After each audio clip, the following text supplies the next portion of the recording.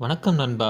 இந்த உலகத்தில் நீ ரிஸ்க் எடுத்து ஒரு விஷயத்தை செய்யும் போதே அதில் வெற்றி பெறும்போது அது உனக்கு பெரிதாக தோன்றும். உன்னால் முடிந்த அளவு உன்னால் வாழ முடியாததே தோல்வி. உன் திறமையை கண்டுபிடி, அதை தொடர்ந்து முயன்று கொண்டே இரு. அதை வெளிப்படுத்தும் வாய்ப்புகளை கண்டுபிடித்து அதை தைரியமாக ஏற்றுக்கொள். அதில் வரும் தடைகளை கண்டு அஞ்சாமல் அதை தகர்த்தெறிந்து என்ன செய்ய வேண்டும் என்று யோசிக்க வேண்டும். நண்பா, இந்த உலகில் நீ மற்றவர்களைப் போன்றே சிந்தித்தால் உன்னுடைய தனித்துவத்தை நீ இழக்கத் தொடங்குகிறாய். மாறாக உன் திறமையை பயன்படுத்தி புதுமையாய் சிந்திக்கும் போதே உன் வளர்ச்சி உறுதி செய்யப்படுகிறது. உன் கனவை லட்சியமாக மாற்று, இல்லையேல் அது கனவாகவே போய்விடும். எடிசன் 1000 முறை முயன்றும் மின்விளக்கை கண்டுபிடிக்க முடியவில்லை. அவர் மனம் தளராமல் 1001வது முறை செய்த முயற்சியே இன்றைய மின்விளக்கின் அஸ்திவாரம். ஒவ்வொரு தோல்வியும் வெற்றிக்கு ஒரு படி முன்னேற்றம்.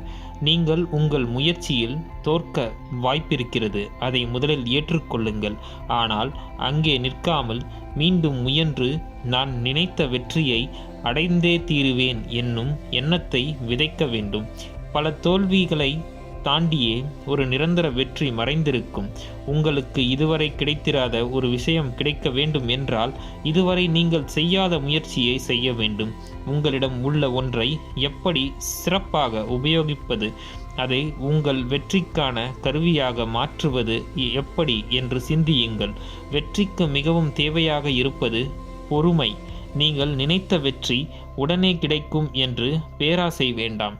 தொடர்ச்சியான முயற்சியை செய்து கொண்டே இருக்க வேண்டும். சிறிய சிறிய வெற்றிகளை கொண்டாட வேண்டும். அந்த சிறிய சிறிய வெற்றிகளின் தொகுப்பே மாபெரும் வெற்றி. அந்த மாபெரும் வெற்றி அடையும் நாள் உங்களை நெருங்கிக் கொண்டே இருக்கிறது. நண்பர்களே, இந்த வீடியோ உங்களுக்கு பிடித்திருக்கும் என்று நான் நம்புகிறேன். பிடித்திருந்தால் லைக் பண்ணுங்க, நமது சேனலை சப்ஸ்கிரைப் பண்ணுங்க. நன்றி, வணக்கம், வாழ்க வளமுடன்.